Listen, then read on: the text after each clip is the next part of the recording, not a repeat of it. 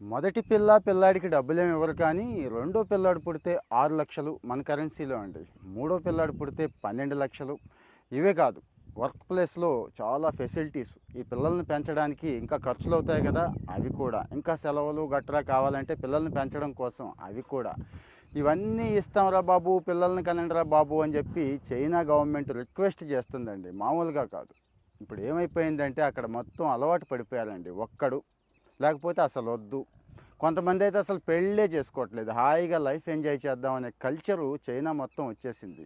కారణం ఏంటంటే వాళ్ళు దశాబ్దాలుగా ఎప్పటినుంచో ఒక పిల్లోడినే కనండి, ఒక పిల్లోడినే కనండి అని చెప్పి గట్టిగా వాయించారు. మీకు తెలుసు కదా! రెండో పిల్లోడిని కంటే ఆల్మోస్ట్ ఆల్ నేరం చేసినట్టుగా, క్రైమ్ చేసినట్టుగా కూడా చూసారండి. ఆ ఎఫెక్ట్ ఇప్పుడు కనబడుతుంది.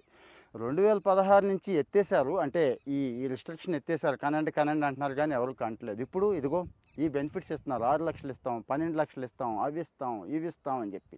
ఎందుకంటే చైనా భయపడిపోతుందండి. జనాభాలో ఆల్రెడీ రెండో ప్లేస్కి వచ్చేసింది. మీరు చూసే ఉంటారు కదా! 2050 నాటికి ఇంకా తగ్గిపోతుంది. అంటే 130 కోట్ల లోపే ఉంది కదా! ఇంకా తగ్గిపోతుంది. 2100 వచ్చేసరికి 80 కోట్లకి తగ్గిపోతుందని చెప్పి వాళ్ళకి భయం పుట్టుకుందండి. బాగా భయం పుట్టుకుంది. ఎందుకంటే 2016 ఆ ప్రాంతంలో బాగుండేవి జన్నాలు. అంటే సంవత్సరానికి 1,80,00,000 అయితే రీసెంట్గా లాస్ట్ ఇయర్ వచ్చి 95,00,000 మందే పుట్టారు చైనాలో. అంటే జనాభా ఎప్పుడైతే తగ్గుతుందో ఇక్కడ మంచి క్యాలిక్యులేషన్ ఉందండి. అదంతా అర్థం చేసుకోవాలి. చైనా తన జనాభానే బలంగా వాడుకొని ఎదిగిన దేశం. అన్ని చోట్ల బాగా ఆలోచించారు కానీ ఇక్కడ ఎందుకో మరి పప్పులో కాలేశారు. ఇది గెస్ చేయలేకపోయారండి. గెస్ చేయలేకపోయారు. ఈరోజు మంచి మంచి సౌకర్యాలు ఉన్నాయి. అంటే హెల్త్ ఫెసిలిటీస్ అన్నీ ఉన్నాయి కదండి. ముసలివాళ్ళు పెరిగిపోతున్నారు. వాళ్ళేమో పని చేయలేరు. కుర్రవాళ్ళు తగ్గిపోతున్నారు. మరి ఏం చేయాలి? ఈ ఫ్యాక్టరీల దగ్గర నుంచి, ఇళ్ళు దగ్గర నుంచి ఎవరు ఆక్యుపై చేస్తారు? భవిష్యత్తులో ఈ సంపద సృష్టించే పరిస్థితి ఉండదు కదా! మిగిలిన దేశాలు, మనలాంటి దేశాలు ముందుకొచ్చేస్తున్నాయి. మనకు కూడా యువతరం బాగుంది. మనమే ఫస్ట్ ప్లేస్లో ఉన్నాం.